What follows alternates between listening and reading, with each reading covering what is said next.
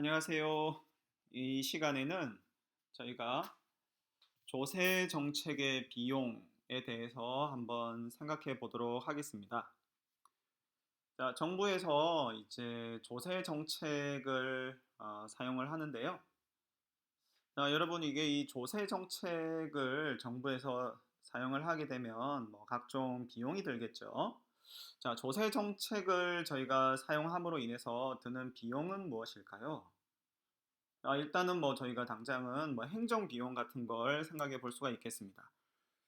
조세를 걷기 위해선 이제 뭐 과세 대상자들의 뭐 소득 자료도 있어야 되고 뭐 거래 자료도 있어야 되고 그래서 이런 것들을 뭐 다 처리해야 되고 전산 시스템도 있어야 되고 공무원들도 고용해야 되고 뭐 각종 행정 비용들이 뭐 많이 듭니다. 그래서 조세 정책을 저희가 사용함에 있어서 뭐 이러한 행정 비용이 드는 그런 부분들이 있겠죠. 자, 그런데 이제 이 조세 정책으로 인한 사실은 더 큰 비용이 숨겨진 비용이 있습니다. 그래서 그 부분에 대해서 저희가 한번 살펴보도록 하겠습니다. 자, 여러분 여기 이제 그래프 보시면 지금 수요 곡선과 공급 곡선이 그려져 있고요. 그 교차하는 지점에서 이제 균형이 성립하게 되겠습니다. 그래서 시장 균형이 이렇게 성립을 하게 되겠고요. 자, 그런데 이제 정부에서 들어와서 이제 조세를 부과하기 시작했다라고 생각을 해보세요. 자, 정부에서 특별히 이제 생산자에게 2원만큼의 조세를 부과했다라고 생각을 한번 해보시겠습니다.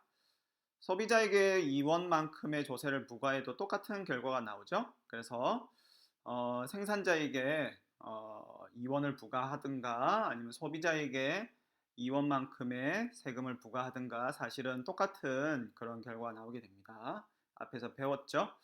자, 그래서 자, 2원만큼의 조세를 부과하게 되면요. 이제 어떻게 되죠? 자, 여기 그래프에서 보시는 것처럼 조세로 인해서 소비자 가격과 생산자 가격 간에 괴리가 발생을 하게 됩니다. 지금 6하고 4라는 숫자 보이시죠? 자, 차이가 2만큼이 나죠. 그래서 이 차이 2만큼이 조세 액수하고 같게 되겠고요. 저 6이라는 숫자는 소비자 가격, 그리고 4라는 숫자는 이제 생산자 가격이 되겠습니다. 그래서 소비자들은 이제 총 6원만큼 이 재화를 구매하는데 사용을 하게 되고요. 생산자 주머니에는 결국 최종적으로는 이제 4원만큼이 남는 그런 상황이 되겠습니다. 자, 그래서 지금 이렇게 이제 정부에서 조세를 부과하게 되니까 이제 어떤 효과가 일어나죠? 네, 일단 첫 번째는 여러분 이제 수요곡선과 공급곡선이 만나는 지점에서 균형이 발생을 하는데요.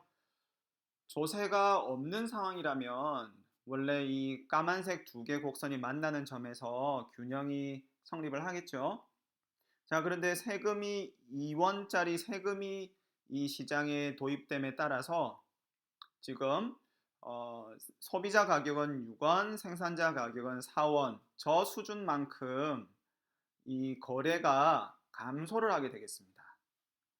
그래서 이 가격이 변하고 특히 소비자 가격이 변하고 생산자 가격이 변하고 이로 인해서 지금 거래가 감소하게 되겠죠. 그래서 기존에 세금이 없는 경우에 비교를 해서 지금 조세가 있는 상황을 살펴보니 시장에서 거래량이 줄어들게 되었습니다. 자, 시장에서 거래량이 줄어들었어요. 자, 거래량이 줄어들었고요. 그리고 소비자 가격이 6원이죠. 자, 우리가 앞에서 소비자 잉여를 어떻게 찾을 수 있는지 배웠는데요. 이제 수요 곡선의 높이와 시장 가격 간의 차이, 그 부분이 그 영역이 소비자 잉여였죠. 그래서 지금 조세가 부과된 후에 이 시장에서 발생하는 소비자 잉여는 보시는 것처럼 파란색 삼각형 영역으로 표시가 되어 있습니다. 마찬가지로 조세 부과 후에 이 시장에서 발생하는 생산자 잉여 오렌지 색깔의 삼각형으로 표시되어 있습니다. 자, 앞서 저희가 배웠던 그 그래프와 비교를 해보면요. 소비자 잉여는 조세 부과로 인해서 줄어들었다라는 것을 알 수 있습니다. 자, 소비자 잉여가 줄어드는 것은 자명하죠. 소비자 가격이 올라서 그렇습니다. 소비자가 예전에 비해서 조세 부담으로 인해서 지출해야 되는 가격이 늘어났죠. 그래서 그로 인해서 소비자 잉여는 줄었고요. 마찬가지로 생산자들도 생산자 가격이 떨어졌습니다. 그로 인해서 생산자 잉여가 줄어들었습니다. 자, 그리고 이 그래프에서 분홍색 색깔로 표시된 직사각형은 뭘 의미할까요? 이 분홍색 직사각형은 정부의 총 조세 수입이 되겠습니다. 자, 한 단위 거래에 대해서 2원만큼의 세금이 부과가 되죠. 그리고 이제 총 거래량과 그 세금 2원을 곱해주면 총 조세 수입이 되겠는데요. 그게 바로 여기서 보시는 분홍색 사각형 영역이 되겠습니다. 자, 이렇게 표시를 해보면요. 이제 결국 이 시장에서 발생하는 총 잉여는 저희가 이렇게 계산을 해보면 파란색 부분의 소비자 잉여, 그리고 오렌지 색깔의 생산자 잉여, 그리고 정부 조세 수입이 있는 경우에는 저희가 대개의 경우 총 잉여에 그 조세 수입을 포함시켜서 계산합니다. 왜냐하면 소비자나 생산자들이 먹을 수 있었던 부분이 이제 정부로 돌아가는 것뿐이니까요. 그래서 조세 수입이 있는 경우에는 그것도 저희들이 총 잉여에 포함시켜서 계산을 합니다. 그래서 그렇게 계산을 해보면 조세 부과 후에 지금 이 시장에서 거래를 통해 발생하는 총 잉여는 파란색 삼각형 더하기 분홍색 사각형 더하기 오렌지 색깔의 삼각형 이렇게 되겠습니다. 자, 이렇게 해놓고 나면 여러분 원래 조세가 없는 경우에는 총 잉여가 극대화되는 것을 저희가 앞에서 배웠었죠. 자, 그때 극대화된 총 잉여 영역과 지금 이 그래프에서 보시는 총 잉여 영역을 비교를 해보시면 차이가 나죠? 얼마만큼 차이가 나나요? 지금 이 그래프에서 회색으로 표시된 작은 삼각형 보이시죠? 그만큼이 차이가 납니다. 즉, 조세 부과로 인해서 이 시장에서 총 잉여가 저 회색 삼각형 영역만큼 사라진 것이죠. 그래서 조세 부과로 인해서 이 시장에서 총 잉여가 저 회색 삼각형만큼 사라진 것을 저희가 확인할 수 있고요. 이것이 사실은 숨겨진 조세 정책의 아주 중요한 비용이라고 할 수가 있습니다. 그리고 저 회색으로 표시된 삼각형은 저희가 경제적 순손실, 영어로는 DWL, Deadweight Loss라고 얘기를 합니다. 그리고 이 회색 영역, 경제적 순손실 영역이 얼마나 큰지에 따라서 조세 비용의 조세 정책의 비용이 결정된다고 할 수 있겠습니다. 저 회색 영역이 아주 크다라는 것은 조세 정책으로 인해서 총 잉여가 굉장히 많이 줄어들었다는 뜻이죠. 그래서 그만큼 시장에 큰 악영향이 있다는 것이고 그것이 조세 정책에 아주 중요한 하지만 숨겨져 있는 그런 비용이라고 저희가 볼 수가 있겠습니다. 자, 이렇게 경제적 순손실이 발생하는 이유가 뭐죠? 조세 정책을 통해서 저렇게 경제적 순손실이 발생을 했는데요. 그 근본적인 이유가 뭔가요? 자, 근본적인 이유는 지금 조세 정책을 통해서 거래가 줄어들었죠. 조세 정책을 통해서 소비자는 더 많은 가격을 지불하고 제화를 사야 되고 생산자는 더 적은 가격을 받고 공급을 해야 됩니다. 그로 인해서 시장에서 거래가 줄어들죠. 거래가 줄어들다 보니 애시당초 그 거래가 발생을 했으면 그로 인해서 이 시장에서 잉여가 발생을 하고 그것이 총 잉여를 증가시키는 역할을 하게 되는데 그러한 거래가 발생하지 않음에 따라서 발생했어야 할 잉여가 이 시장에서 발생하지 않게 되고 그로 인해 총 잉여가 줄어드는 것을 저희가 알 수가 있습니다. 그래서 이렇게 조세 정책을 통해서 시장의 거래량에 영향을 주게 되고 그로 인해서 총잉여가 줄어드는 이러한 조세 정책의 비용이 있구나 하는 것을 저희가 확인할 수가 있습니다. 그리고 여러분 이제 또 탄력도 개념이 나오는데요. 그래서 제가 탄력도 굉장히 중요하다고 말씀드렸죠. 자, 이 탄력도에 따라서 이 조세 정책으로부터 발생하는 경제적 순손실의 양이 달라질 수가 있습니다. 자, 왼쪽 그래프를 한번 보시죠. 자, 왼쪽과 오른쪽 그래프를 보시면요. 정부가 이 시장에 부과하는 조세 양은 똑같습니다. 자, 정부가 왼쪽이나 오른쪽 시장 모두 한 단위 거래마다 부과하는 조세 액수는 똑같아요. 그래서 이 두 시장에 정부가 완전히 동일한 조세 정책을 썼습니다. 그런데 놀랍게도 두 시장에 굉장히 다른 결과가 나오고 있다는 것을 저희가 그래프를 보면 알 수 있는데요. 자, 첫 번째 그래프 보시겠습니다. 첫 번째 그래프 보시면요. 자, 정부가 조세를 부과했어요. 자, 그랬더니 지금 회색 삼각형 보이시죠? 저만큼 경제적 순손실이 발생을 했습니다. 그리고 그 분홍색 사각형은 이 시장에서 정부가 걷어가는 총 조세 수입이 되겠죠? 자, 오른쪽 그래프 보시면 자, 왼쪽과 동일한 양의 조세가 부과되었습니다. 자, 그런데 삼각형 보세요. 저 회색 삼각형.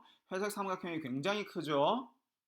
자, 회색 삼각형은 굉장히 크고 그리고 분홍색으로 표시된 저 사각형 영역은 왼쪽 비해서 되게 작죠.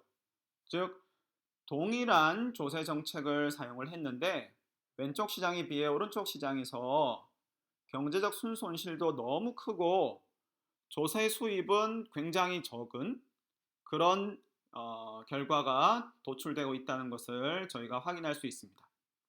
자, 그럼 왼쪽과 오른쪽 시장에서 도대체 무엇이 차이가 나길래 이런 큰 정책의 차이가, 정책으로부터 큰 결과의 차이가 나왔을까요? 자, 그거는 바로 탄력도에 있습니다. 자, 왼쪽 그래프에서 보시면 지금 수요 곡선과 공급 곡선이 비교적 비탄력적인 모습을 하고 있다는 것을 알 수가 있고요. 오른쪽 그래프 보시면 수요 곡선과 공급 곡선이 비교적 탄력적인 모습을 하고 있다는 것을 알 수가 있습니다. 자, 여러분 탄력도 다시 한번 생각을 해보세요. 탄력도라는 게 뭐로 의미하죠? 가격이 변할 때 수요나 공급이 얼마나 민감하게 반응하느냐 하는 것입니다. 그리고 이 앞서 슬라이드에서 제가 뭐라고 말씀드렸냐 하면요. 조세 정책으로 인해서 총잉여가 감소하는 이유가 뭐라고 그랬죠? 어떤 메커니즘을 통해서 조세 정책이 총잉여를 감소시킨다고 말씀을 드렸나요? 바로 조세 정책을 통해서 소비자 가격과 생산자 가격, 즉 조세 정책이 가격에 영향을 줌에 따라 거래량이 시장에서 감소하게 되고 그로 인해서 총잉여가 감소한다 이렇게 말씀드렸잖아요.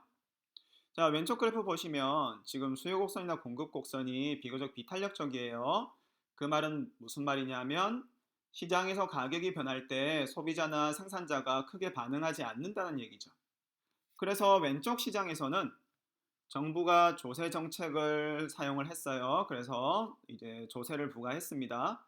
생산자에게 부과했을 수도 있고 소비자에게 부과했을 수도 있겠죠. 하지만 결과는 같아요. 우리가 앞에서 본 것처럼. 자, 이렇게 조세를 부과했더니 가격이 변하죠? 자, 가격이 변하는데 소비자나 생산자 모두 수요 곡선, 공급 곡선이 비탄력적이기 때문에 이러한 가격 변화에 크게 반응하지가 않습니다. 따라서 거래량이 별로 변화하지가 않아요. 거래량의 변화가 별로 없다 보니 경제적 순손실의 양이 적은 것이죠. 자, 반면에 오른쪽 그래프를 보시면 지금 수요 곡선과 공급 곡선이 상대적으로 탄력적인 모습을 가지고 있죠. 그 말인즉슨 시장에서 가격이 변하면 수요와 공급이 민감하게 반응을 한다는 뜻입니다. 자, 따라서 지금 조세가 부과되었을 때 소비자 가격과 생산자 가격이 변화하게 되고요. 이렇게 가격이 변화하다 보니 수요와 공급이 민감하게 반응을 해서 보시는 것처럼 거래량이 급감하게 됩니다. 거래량이 급감하다 보니 경제적 순손실의 양도 굉장히 큰 거죠. 그리고 보시는 것처럼 이제 거래량이 급감했어요. 그래서 어, 조세는 거래량을 바탕으로 조세를 부과하게 되는데, 거래량이 급감해서 이 시장에서는 이제 거래가 거의 별로 없어요. 이루어지지가 않아요. 그러다 보니 걷어들이게 되는 총 조세 액수도 적을 수밖에 없는 것이죠. 자, 여기서 보실 수 있는 것처럼 이 조세 정책의 비용이 얼마나 크냐 적으냐 하는 것을 저희가 알아볼 때 이 앞에서 배운 탄력도라는 개념이 굉장히 중요하구나 하는 것을 알 수가 있습니다. 그래서 마지막으로 드릴 수 있는 말씀은 이 그래프에서 보시면 보실 수 있는 대로 정부가 조세 정책을 정 써야 된다면 어떤 시장에 좀 더 포커스를 맞춰서 조세 정책을 집행을 해야 될까요? 바로 수요 곡선이나 공급 곡선이 그래도 비교적 비탄력적인 시장에 좀 포커스를 맞춰서 조세 정책을 집행하는 편이 좀 좋은 것이, 좀 그나마 이 경제적 순손실을 좀 줄일 수 있는 것이구나 하는 것을 저희가 알 수가 있겠습니다. 자, 그리고 마지막으로 저희가 레퍼 곡선이라는 개념을 좀 살펴볼 건데요. 자, 이거는 이제 여러분들 이제 그 신문이나 뉴스 같은 데 보시면 이런 얘기들 많이 나옵니다. 조세 감면을 해주면 오히려 세수가 늘어난다. 이런 주장들을 가끔씩 하는 것을 저희가 볼 수가 있습니다. 미국에서는 뭐 주로 공화당 쪽에서 이제 이런 주장들을 많이 하는데요. 기업들이라든가 뭐 이렇게 조세 감면을 해주면 오히려 뭐 세수가 늘어날 수 있다. 자, 이게 도대체 무슨 뜻일까요? 도대체 어떤 메커니즘에 의해서 이런 게 이제 이런 말을 할 수 있는 것인가? 저희가 그래프를 보면서 한번 살펴보도록 하겠습니다. 자, 왼쪽 그래프를 한번 보시죠. 자, 왼쪽 그래프를 보시면 지금 시장에서 지금 정부가 조세를 아주 많이 때리고 있는 상황이에요. 그래서 한 단위 거래에 대해서 정부가 아주 많은 액수의 조세를 지금 부과하고 있는 상황입니다. 그래서 많은 액수의 조세를 부과하다 보니 지금 소비자 가격과 생산자 가격이 지금 지나치게 많이 좀 소비자 가격은 너무 높고 생산자가 최종적으로 가져가는 생산자 가격은 너무 낮고, 자, 그러다 보니 소비와 이제 뭐 생산이 위축이 되고 그래서 거래량이 별로 없죠. 그래서 각 거래 단위당 걷어가는 조세 액수가 큼에도 불구하고 거래량 자체가 너무 없어서 지금 왼쪽 그래프에서 보시면 분홍색 사각형으로 표시된 어, 조세 총 세수가 되게 적다라는 것을 알 수가 있죠. 그러니까 극단적으로 만약에 세금이 저기서 더 많아지면 저 분홍색 사각형은 점점 더 줄어들 겁니다. 그래서 지금 왼쪽 그래프는 정부가 이 시장에서의 거래에 대해서 너무 세금을 많이 매기고 있다 보니 시장에서 거래가 너무 적고 이로 인해 세수 자체가 굉장히 적은 상황이에요. 자, 그런데 오른쪽 그래프 보시면 매 거래 단위당 부과하는 세금이 줄어들었죠. 자, 줄어들었고 그로 인해 거래량이 늘어났어요. 그래서 매 거래 단위당 부과되는 세금은 줄었는데 거래량이 늘어나다 보니 지금 분홍색 사각형을 보시면 저 총 세수가 오히려 왼쪽보다 늘어났다는 것을 저희가 알 수가 있습니다. 즉, 이게 무슨 말씀을 드리는 거냐 하면요. 시당초 정부가 부과하고 있는 세금이 만약에 너무 높은 수준이라면, 그래서 그 높은 세금으로 인해 시장에서 거래량이 너무 적은 상황이에요. 그러다 보니 총 세수도 적고, 만약에 그런 상황이라면 오히려 정부가 부과하는 세금을 줄임으로써 시장에서 거래를 활성화시키고 이로 인해 총 세수가 오히려 늘어날 수 있다라는 그런 주장입니다. 그래서 이 레퍼 곡선이라는 거는 이제 어떤 곡선이냐 하면요. 이 레퍼 곡선이라는 것이 이야기하는 바는 정부가 조세 부과액을 늘릴 때, 즉 매 거래 단위당 부과하는 세금의 액수가 늘어날 때 세금을 부과하니까 처음에는 총 세수가 조금씩 늘어나겠죠? 근데 그러다가 어느 시점을 벗어나면 시장에 부과되는 세금이 너무 과중해서 거래가 너무 적어지고 그로 인해 총 세수가 점점 줄어든다. 그래서 이렇게 정부가 걷어가는 총 세수를 그래프를 그려보면 처음에는 이렇게 좀 올라가다가 나중에 떨어지는 그런 산과 같은 모양을 가진다. 그런 어, 주장을 하는 사람들이 얘기를 하는 곡선이 바로 레퍼 곡선입니다.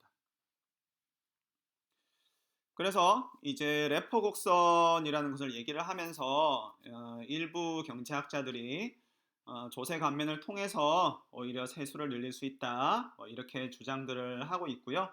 그런데 이러한 주장의 최대 약점은 많은 국가와 많은 시장에서 정부가 지나치게 많은 조세를 부과하는 바람에 거래가 너무나도 없고, 그래서 세수 자체가 너무 없는 그런 상황에 처한 국가나 시장을 실제로 찾기가 쉽지 않다는 단점이 있습니다.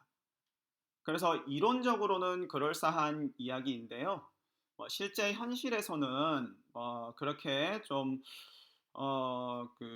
쳐다보기 힘든 그런 이야기다라는 단점이 있다고 말씀드릴 수가 있습니다.